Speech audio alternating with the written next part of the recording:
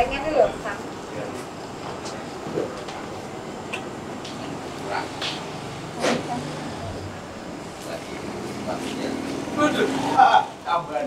Action. Oke, kita kembali lagi di PBB TV Kritis Politik, obrolan malam Rebu di Angkringan BM. Asik-asik Jos. Dangdutan ya. Oke, teman-teman semua, tadi nyambung yang tadi sebelum jeda iklan ya. Tadi kita sudah ngobrol ramai sekali. Nah, kita lanjutkan nih terkait kenapa atau mungkin alasan apa sih, misalnya kalau jadi ya Pak Prabowo itu pengen gandeng si Mas Gibran. Mas Gibran atau Mr. G ya. Ya. Udah sebutin aja Karena bisa jadi sebetulnya bukan Pak Prabowo nih yang menginginkan, bisa jadi, tapi bisa jadi koalisinya, bisa jadi justru opini masyarakat yang mendukung Pak Prabowo gitu kan, bisa jadi. Bisa jadi social justice warrior.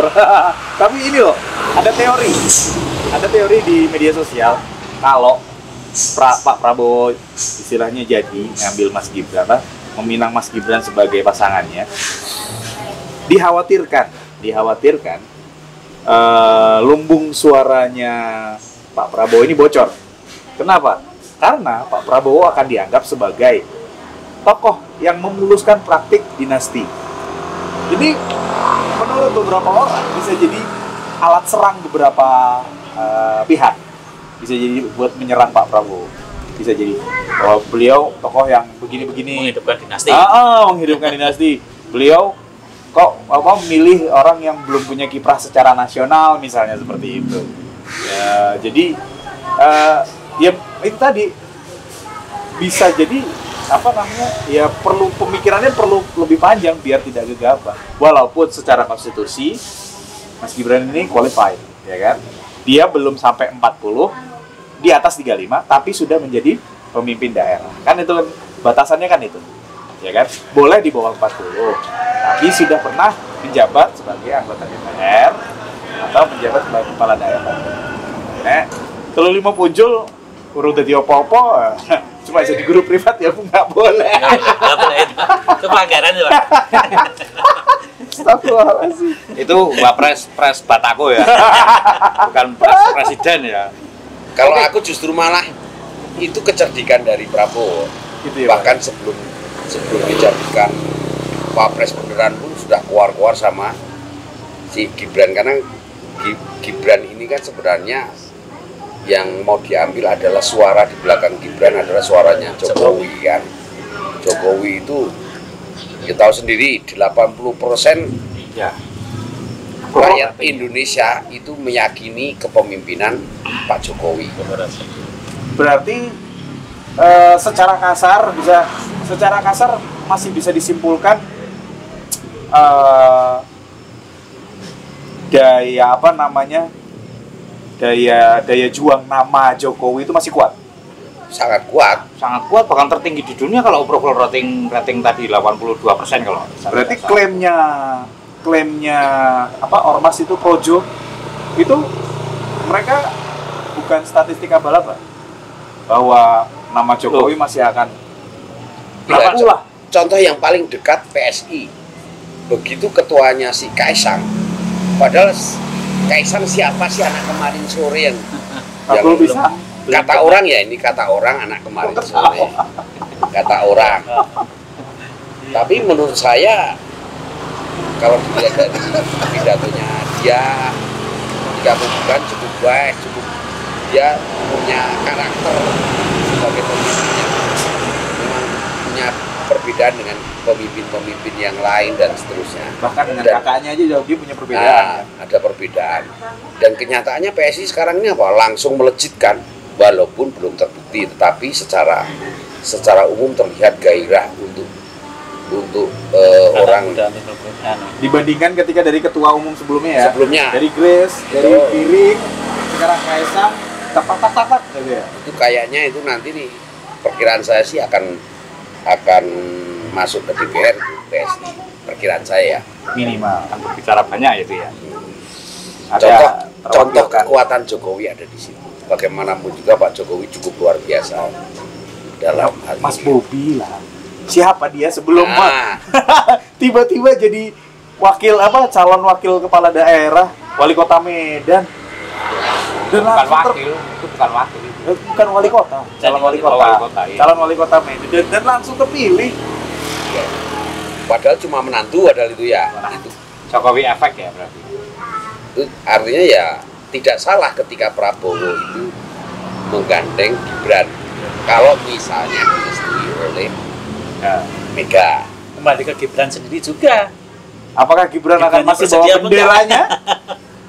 Kalau perkiraanku Gibran nggak akan bersedia kalau tidak direstui oleh Bu Mega. Sepakat, Ya, ini sepakat. berarti ya. Saya juga pesimis kalau Gibran mau. Karena Gibran istilahnya masih punya unggah-ungguh sepertinya. Dia nggak akan melangkahi apa istilahnya Sepakatan dengan partainya. eh, di luar kesepakatan. Dia masih punya seakan-akan masih punya rasa terima kasih.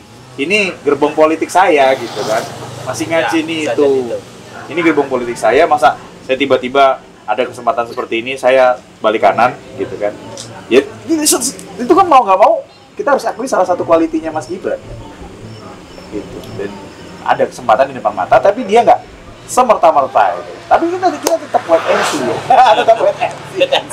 Satu 2 hari ke depan. Februari berapa bulan lagi? Ya pendaftarannya kan tinggal nunggu. Oh iya, besok Kamis. Ya, besok Kamis kan Kamis, tanggal bener. 19 ada pendaftaran. Makanya Bener. Iya, ini saya juga belum isi formulir nih. Karena anak saya sekolah. segera aja, Pak. Siapa lo? Siapa lo? Oke, tadi sudah muter-muter analisa, kemudian berpandangan terkait dengan Pak Prabowo ya. Kita, nah ini ke selanjutnya nih. Kira-kira nih, prediksi dari Pak Sigit, Pak Gofar, Pak Danang, Pak Endar. Siapa ini tadi dengan ininya? Boleh tadi beropini atau mungkin berpendapat ya. Tapi sebetulnya kira-kira siapa ini prediksi?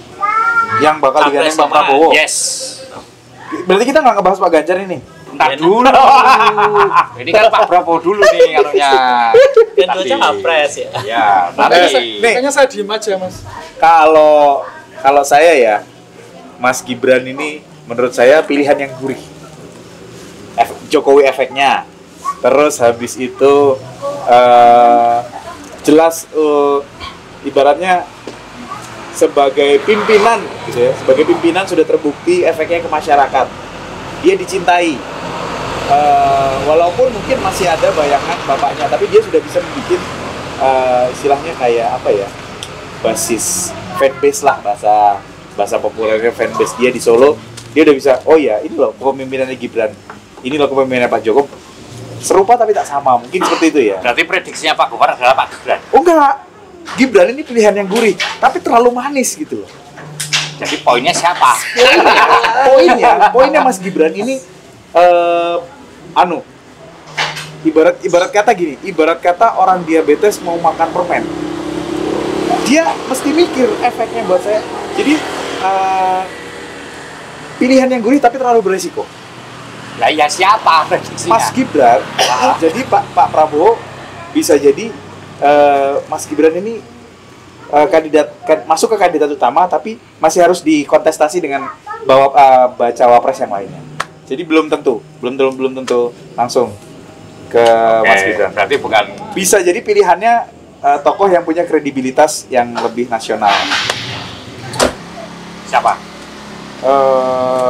Ini nggak apa-apa, ini tebak-tebak ya, wong namanya orang Saya awam kok. yang calon dari luar Jawa itu siapa, Pak? Zulkifli Hasan. Enggak deh kayaknya. Yusril Yang paling Pak mungkin Erick Thohir. orang yang tahu hukum kayaknya. saya melihat Gimana, condongannya Pak Prabowo kalau ingin dari Jawa Timur ya Yeni Wahid, kalau dari Jawa Barat ya Ridwan Kamil. Ini yang Pak Prabowo. Pak Prabowo. Tapi kalau milih Ridwan Kamil bukannya dia Pak Prabowo malah bukan Pak Prabowo-nya malah nanti bukan malah kehilangan suara. Kehilangan Kan suara itu. yang dicari pendulang suara nih wakil nih kan. Yang dicari yang bisa menjamin minimal Ridwan Kamil kan diharapkan mendulang suara dari Jawa Barat. Kalau Yeni Wahid diharapkan dari Jawa Timur, Jawa Tengah. Yang Wahid ini kan masih punya almarhum Gus Dur efek nih. Nah, ya itu. Masih lumayan lebih kuat daripada Ridwan Kamil. Jadi ini Mahfud MD udah nggak masuk bursa lagi?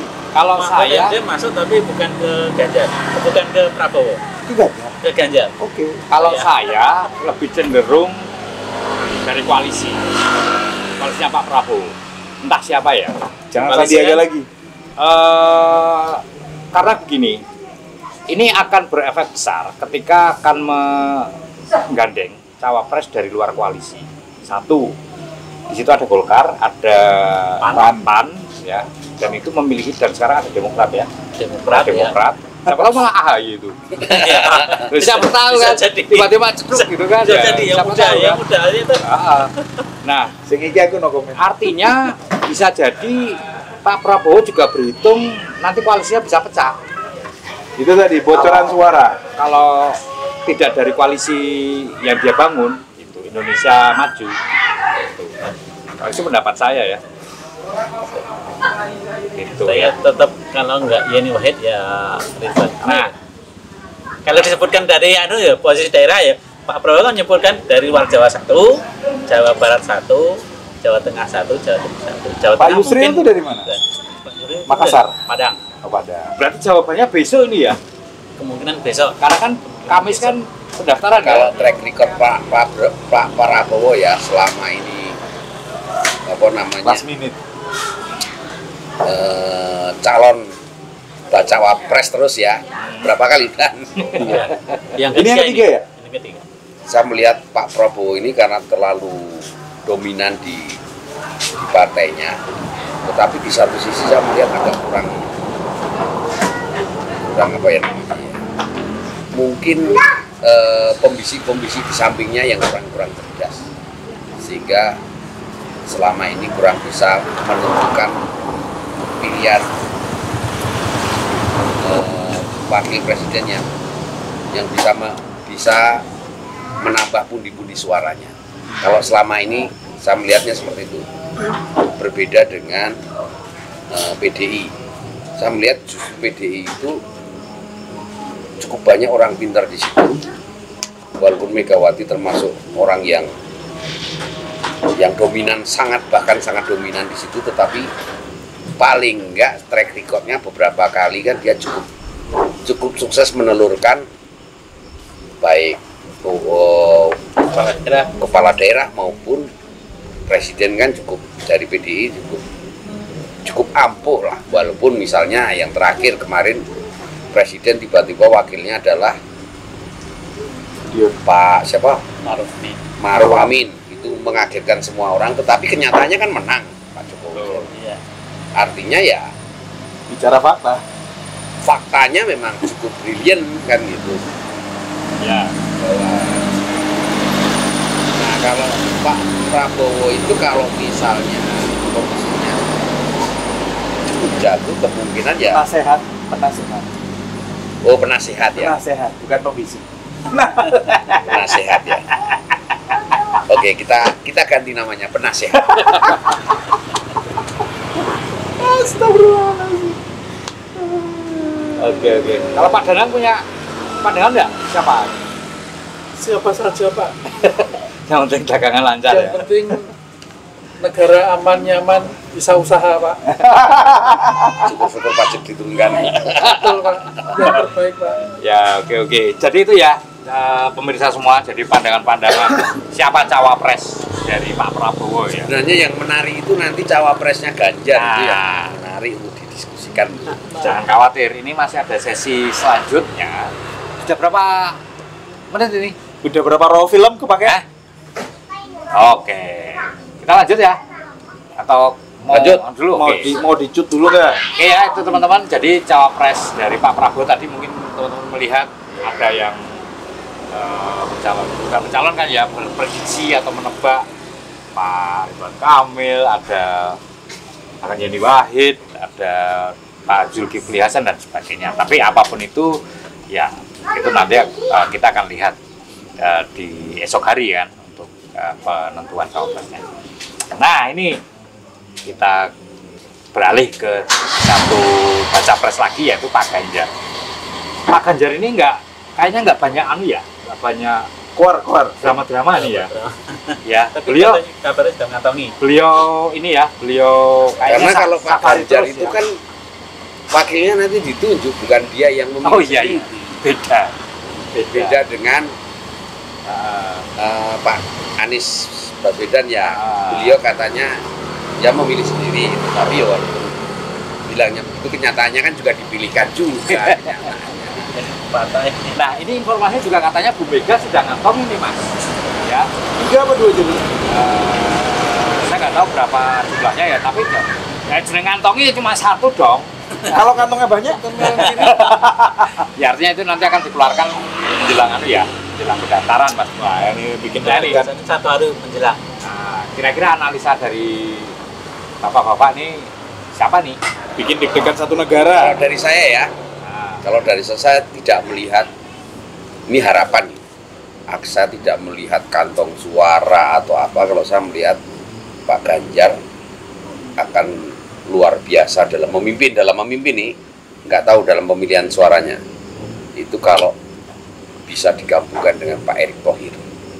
Karena Pak Erick Thohir satu, kemampuan beliau dalam memimpin BUMN sangat luar biasa. Bismillah komisaris. Siapa tahu. Nah, gimana? Saya juga anak buahnya Pak Erick Thohir. Saya di Pertamina. ya Pak Erick Thohir kalau lihat ini, Pak. Halo, Erick. Pak. Halo, kasihani kami, Pak. Bismillah. Enggak ya. Cuma itu ya harapan ya. Nah, kebetulan kan saya juga kerja di Pertamina di bawah Pak Erick Thohir. Walaupun di bawahnya jauh sekali kan. Enggak bakalan saya akan ketemu dengan beliau kan. Tapi ya Kepemimpinannya saya tahu bisa melihat secara langsung kepemimpinan beliau, di mana beliau Terasa di sistemnya ya, Pak ya? membuat sistem, membuat apa namanya, Perubahan bahkan ya. membuat apa yang namanya akhlak itu diterapkan untuk seluruh BUMN. BUMN. Kalau di Bank BRI, Bank Mandiri itu kan pasti akan terpampang itu dibantu akhlak. Nah, kalau di Pertamina sendiri kita harus hafal semua itu. A, amanah, K, kolaboratif. Wah, pokoknya semua itu, dan itu sesuatu yang luar biasa untuk menggait kita sebagai pegawai untuk bekerja dengan sesuai akhlak itu tadi. Baik akhlak dalam arti kata maupun akhlak dalam arti singkatan dari beberapa. Satu, BUMN cukup sukses di bawah kepemimpinan Pak Erick Thohir. Pertamina pun mendapatkan keuntungan yang luar biasa. Erick Thohir atau Ahok, Pak? Erick Thohir. Wah, itu cukup menarik juga ya. Tapi mungkin Pak Sigit, kalau Pak Erick Thohir nanti akan banyak resistensi dari orang-orang bola ini yang jadi ketua PSSI kan? Nah, contoh lagi tuh. Betul. Sebagai ketua PSSI cukup lumayan Ya. luar biasa. Diakui itu. Nyatanya Iya loh, daya bargaining position dia ke FIFA tuh kuat loh. Saya nggak tahu ya, bisa kuat banget. Mungkin karena dia pernah punya Inter Milan ya. Ya dia orang bola memang. Iya, memang orang bola. dan Jadi di satu sisi ya mungkin karena dia sudah sering di luar negeri, bahasa Inggrisnya kan lancar, jadi ngomong itu nyampe kan. ini nggak bermaksud ya. Tidak menyerang siapa-siapa. Jadi cenderung Ada juga yang pandai berbahasa Inggris tapi belum tentu bisa negosiasinya. bernegosiasi dengan baik. Cawapres atau capres, Pak? itu guru Oh, privat. enggak perlu. Guru privat. Astagfirullahaladzim. Tapi yang saya baca, yang masuk bursanya cawapresnya Pak Ganjar itu ada 1 jenderal. Jadi disebutkan 3 mengerucut. Ahli hukum, ahli militer, ahli ekonomi. Pasti jenderal yang badannya besar tuh ya. Itu saya kaget loh itu, yang jenderal itu. Ujuk-ujuk muncul, maksudnya dibandingkan sama senior beliau yang kiprah politiknya sudah kemana-mana, kita beliau gitu loh. Andika Perkasa. Andika, Pak Andika. Itu kabar terakhir itu udah mengerucut. Andika itu udah sudah di luar. Oh, tinggal dua berarti sekarang. Itu Pak Mahfud sama Sandiaga berarti. infonya 3 Ya, sama 3. RK. Oh, lah katanya tinggal 2. Ya itu anunya kan. Bisa jadi Pak Andika itu misalnya Pak Ganjar nanti menang itu nanti masuk Soalnya kabinetnya. info Ganjar ini juga ada. Ya ada. Mungkin dari sisi PDI-nya. koalisi. Ah. Dari segi partai, P3 tentu sangat mengharapkan yang masuk adalah Sandiaga Uno. Tetapi kan dari sisi kepartian kan PDI sebenarnya tidak betul-betul amat koalisi. Iya, karena bisa karena dari dia bisa kader sendiri. bisa mencalonkan sendiri. Berbeda dengan kasus Pak Prabowo tadi kan, Pak Prabowo kalau dia mau mengusulkan sendiri kan nggak bisa, dia harus membutuhkan gandengan koalisi. Nah, otomatis mau nggak mau dia juga harus mendengarkan suara dari koalisi-koalisi itu. Ada satu info lagi nih, kalau untuk Pak Ganjar ya, cawapresnya itu inisialnya adalah SAS. Nah, siapa yang tahu nih? Nah, ini Said Agil Sirot.